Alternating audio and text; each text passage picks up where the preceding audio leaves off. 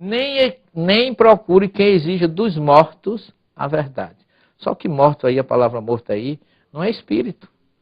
Não é nefesh nem nechamá, que são as palavras hebraicas, que estão lá no Gênesis 2:7, quando Deus cria o homem, ele sopra Neshamat Haim, que é um sopro de vida, e o homem se torna Nefesh Hayah, que é alma vivente. Então, o Deuteronômio 18 nem fala em Neshamah e nem fala em Nefesh, que são os dois, que seria, digamos assim... É o significado do espírito em si. Em si. Então, o Espírito de Deus, Ruá, transforma-se em Neshamah, que é soprado no corpo do homem e se transforma em Nefesh. Bem, para os simpatizantes do Severino Celestino, é bom que saibam que ele cita Gênesis 2:7, né, a criação do homem, porém ele não crê em nada disso. Na verdade, eu não sei nem por que ele está usando a Bíblia para falar sobre isso, né, quando na verdade ele deveria estar com o Livro dos Espíritos e ensinando a doutrina espírita, porque o Espiritismo, por exemplo, não crê em Adão como pessoa. E pior ainda, não aceitam como o primeiro homem, apesar de existirem passagens bíblicas que atestam Adão como o primeiro homem. E o interessante é que o Severino cita as cartas de Paulo, né, quando o apóstolo fala de corpo espiritual, mas quando o mesmo apóstolo cita passagens como assim também está escrito, o primeiro homem, Adão, foi feito em alma vivente, né, 1 Coríntios 15:45, daí já não serve mais, né? Quer dizer, daí já passam a crer que os macacos receberam espíritos de humanos, onde o próprio Kardec ensina na sua Gênese que no princípio os espíritos de humanos foram colocados em corpos de macacos. E o Adão virou mito, uma fantasia, uma mentira dos escritores bíblicos. E o Espiritismo tem capacidade de contrariar o próprio Yeshua, né, o próprio Jesus, que diz assim, não tendes lido que aquele que os fez no princípio, macho e fêmea os fez? Mateus 19:4. Referindo-se a quem, hein? A qual casal? E além do mais, qual que é o único princípio do qual nós temos menção na Bíblia? Ora, o princípio da criação. Porém, desde o princípio da criação, Deus os fez macho e fêmea. Marcos 10:6, onde Marcos fala ali neste texto sobre casamento, né? Na verdade, Jesus fala sobre casamento, tá? Homem e mulher unidos em uma só carne. E você veja, por exemplo, Timóteo fala assim, porque primeiro foi formado Adão, depois Eva. 1 Timóteo 2:13, olha só. Primeiro formado Adão, depois Eva. Quer dizer, se Adão fosse um simbolismo para representar a humanidade, tanto homem como mulher, então Eva significa o que nessa história? E tem mais, olha só. Adão foi feito do pó da terra e Eva foi feita de Adão. Quer dizer, são duas pessoas. Não tem como figurar isso daí, como simbolizar, né? Simbolizar Adão como representando a humanidade, né? Homem e mulher, porque Eva também é uma pessoa, que por sinal é a mãe de todos os viventes. Gênesis 3:20. Bom, e também tem uma regrinha básica para quem estuda as escrituras, né? Que quando forem colocadas palavras lado a lado, como por exemplo, mar e terra, servo e livre, fogo e água, né, ou macho e fêmea, por exemplo, não se deve espiritualizar e muito menos simbolizar, e sim devem ser entendidas de maneira literal. Agora imagine você um fogo literal, né, ao pé da letra, um fogo de verdade, e uma água simbólica, na mesma frase. Por exemplo, Senhor, tem misericórdia do meu filho, que ele é lunático e sofre muito, pois muitas vezes ele cai no fogo e muitas vezes na água. Mateus 17:15, olha só. Aqui tem que ser entendidos água e fogo de maneira literal, porque não se pode se queimar no fogo literal e se afogar numa água simbólica ou numa água espiritual. Ou um judeu e gentil, onde o judeu seria ao pé da letra um judeu de verdade, né? E o gentil seria espiritual, um gentil simbólico. Agora, o pior de tudo é quando chamam de Adão e Eva, usando nomes próprios, só que o Adão vira simbolismo, né, para a humanidade. E a Eva vira o que então? Então, caro amigo, não se pode aceitar aí uma filosofia como essa, né, como a filosofia espírita, onde ao mesmo tempo ensina-se que espíritos de humanos eles não podem encarnar em corpos de animais, por quê? Para não regredir, né? Porque a tendência é evoluir. Mas ao mesmo tempo ensinam que espíritos de humanos entraram em corpos de macacos no princípio. Bem, então voltando lá no começo, eu percebi que o Severino ele fez uma salada de espíritos. Ora, espírito no hebraico é Ruach. E Espírito Santo, referindo-se aí ao Espírito de Deus, é Ruach HaKodesh. E ele disse que o Espírito de Deus, Ruach, transforma-se em Neshama. Como isso? Ora, amigo, existe uma diferença muito grande entre o Espírito do homem e o Espírito de Deus. O Espírito posto no homem na sua criação é apenas um sopro de vida, ou a Neshama, ou Nishmat Haim, sopro de vida. Né? Porém, dizer que Deus pôs no homem, né, na criação, o Ruach HaKodesh, ou o Espírito Santo, ou o Espírito de Deus, é ser falacioso. E mais, o Espírito de Deus, ou Ruach HaKodesh, é uma força vinda de Deus que ele usa para realizar os seus propósitos. O Ruach HaKodesh, ou Espírito Santo, ele não é uma pessoa espiritual, né? Como querem aqueles que defendem, por exemplo, uma trindade, Deus Pai, Deus Filho e Deus Espírito Santo, chamando o Espírito Santo também como se fosse uma pessoa. Não é nada disso. Olha só esse gráfico. O Ruach, o Espírito do homem, não é o mesmo Ruach HaKodesh, mas ambas são forças impessoais. O Ruach, posto no homem, caro amigo, é tão somente o seu fôlego de vida, a Neshama ou Nishmat Haim, sopro de vida. Como Deus não pode estar pessoalmente dentro de nós ou ao nosso redor, porque nosso ser não aguentaria, então ele se manifesta pela sua força. Né? Como disse o ator, é o poder de Deus. O poder do Senhor! Então o Espírito do Senhor se apossou dele, de Sansão, né? Tão poderosamente que despedaçou o leão. Juízes 14, versículo 6. Quer dizer, será que uma pessoa divina realmente veio sobre Sansão e se apossou dele, né, manipulando aí o seu corpo para fazer o que ele fez? Não, caro amigo. Foi realmente o Ruach HaKodesh, quer dizer, uma força impessoal do Deus eterno, quer dizer, o seu poder que fez Sansão ficar forte. Então o Espírito de Deus, Ruach, transforma-se em Neshama. Errado. Totalmente. A Neshama é tão somente um sinônimo para Ruach, isto é, sopro, respiração, vento, fôlego. Porém, Severino confunde o Ruach HaKodesh, né, que jamais foi posto em Adão, com o Ruach normal, que é o espírito, a respiração colocada no homem, né, esta que Deus colocou no homem.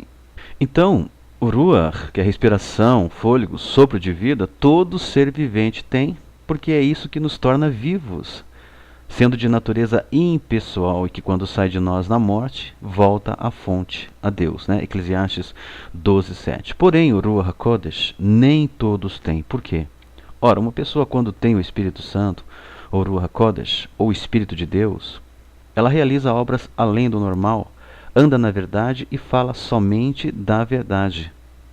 Jesus, por exemplo, caro amigo, foi uma pessoa que tinha o seu Ruach, né, o seu espírito, o seu fôlego de vida, que o tornava vivo, mas que recebeu o quê? O Ruach HaKodesh. Então nós podemos dizer que o Espírito Santo, ou o Espírito de Deus, ou o Ruach HaKodesh, né, de maneira assim bem simples, ele seria como um reforço para o nosso espírito, para o nosso ser, tornando-nos mais capacitados, né, para realizar aí os propósitos de Deus. Então, o Ruach HaKodesh, ou Espírito Santo, ou ainda Espírito de Deus, que são sinônimos, né? Ele não é um ser pessoal, com faculdades mentais, mas é tão somente o quê? O poder de Deus. Esse poder, essa energia que o Pai usa para realizar os seus propósitos. Veja, por exemplo, o Mar Vermelho, como que ele se abriu. Veja que o Espírito Santo, caro amigo, também ele deu poderes aos discípulos para fazerem coisas milagrosas. Em Atos capítulo 2, versículos 1 a 4, relata que de repente veio do céu um ruído semelhante a uma brisa impetuosa e todos ficaram cheios do Espírito Santo. Quer dizer, será que pessoas espirituais se apossaram ali dos discípulos? Claro que não, mas o poder de Deus os envolvia, tanto que começaram a falar em línguas diferentes. O Deuteronômio 18 nem fala em Neshama e nem fala em Nefesh, que são os dois, que seria, digamos assim, É o significado do Espírito em si. em si. Errado. Olha só. E soprou em suas narinas o fôlego de vida. Fôlego de vida, Nishmat Haim. E o homem foi feito alma vivente, Nefesh Hayah. Gente, não foi colocado uma Nefesh no homem, não foi colocado uma alma no homem, mas sim a Nishmat Haim, a respiração, o fôlego. O Espiritismo ele engana as pessoas dizendo que alma é o mesmo que espírito, mas nas Escrituras são coisas completamente diferentes. E tem mais, alma não é um espírito encarnado, porque as Escrituras revelam que a alma morre, logo o espírito não. Então, posto a Nishmat Haim, a respiração, né, um sopro como o espírito, algo impessoal, uma energia vivificante, o homem tornou-se Nefesh, alma. Nefesh Hayah, alma vivente.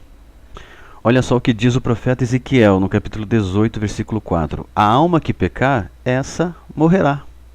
Não poupou as suas almas da morte, mas entregou à pestilência as suas vidas. Salmo 78, 50. Olha só no Novo Testamento, né? A Brit Hadashah.